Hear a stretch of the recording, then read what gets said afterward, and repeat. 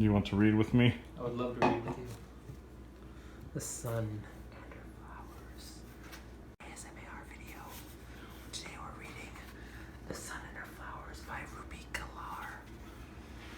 We're back again, and we're reading a very, very deep book. It's our old friend Rupi Kalar, and we are reading her The Sun and Her Flowers, because did you know that if you were planting flowers, you need to give them some sun, also water, but a collection of works by the Canadian genius. She's Canadian, right? Of course. Well, it's a good book, and look, there's sunflowers, which are my favorite kind of flowers. Yeah, so today we're going to be reading passages from Rupi Kaur's second book, and then after that we will be constructing our own poems in the style of Rupi to honor. Don't expect them to be that good, because this is, we just can't, we're just not on this level. Otherwise we wouldn't be here. You'd be reading our book, or my book. Yeah, if we were as talented as she is, we would obviously have books of poetry published at this point. But I think it's important that when you go out and you try to excel at something, you need to find a really good sort of exemplar to sort of style yourself on. And so we think that anyone who is trying to write wonderful exemplary poetry. This is an excellent place to start. Look no further than Rupi Kaur. This is an excellent place to start. This is QVC. You will have, this is over 250 pages of just poetic brilliantness, raw emotional intensity, and lots of learning and experiencing and growing, live, love, and laughing in this space. All in one book. And a little bit of crying, but that's life. Future Nobel laureate, hopefully. Oh yeah, definitely. All right. So today Lana will be starting with the first reading, which will be from page 84. Oh, nice. That's one of my favorite numbers. My eyes. And it's all in lowercase. That's just brilliant. That just that's subverting expectations and just breaking expectations. Breaking the mold of tradition. Yes. My eyes make mirrors out of every reflective surface they pass, searching for something beautiful looking back. My ears fish for compliments and praise, but no matter how far they go looking, nothing is enough for me. I go to clinics and department stores for pretty potions and new techniques. I've tried the lasers. I've tried the facials. I've tried the blades and the expensive creams. For a hopeful minute they fill me, make me glow from cheek to cheek. But as soon as I feel beautiful, their magic disappears suddenly. Where am I supposed to find it? I am willing to pay any price for a beauty that makes head turns every day.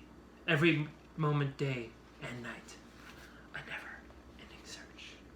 I feel that. I will be reading the second selection from the book, The Art of Growing. Yeah.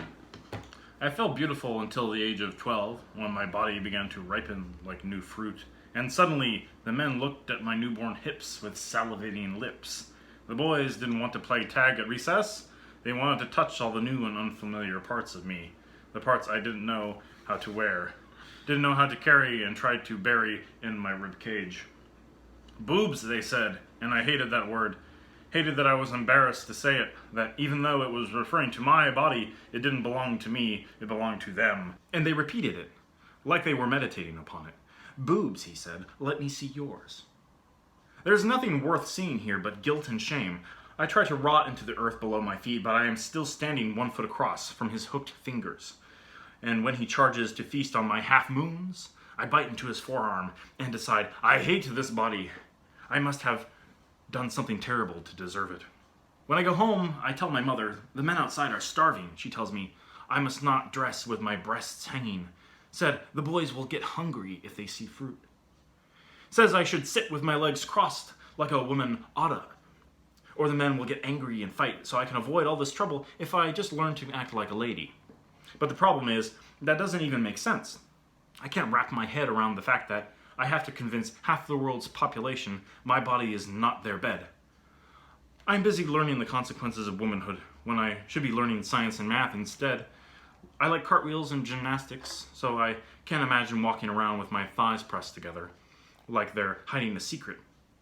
As if the acceptance of my own body parts will invite thoughts of lust in their heads.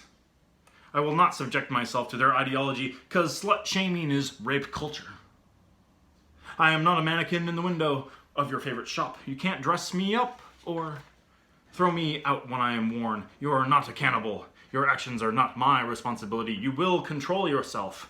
The next time I go to school and the boys hoot at my backside, I push them down, foot over their necks, and defiantly say, boobs.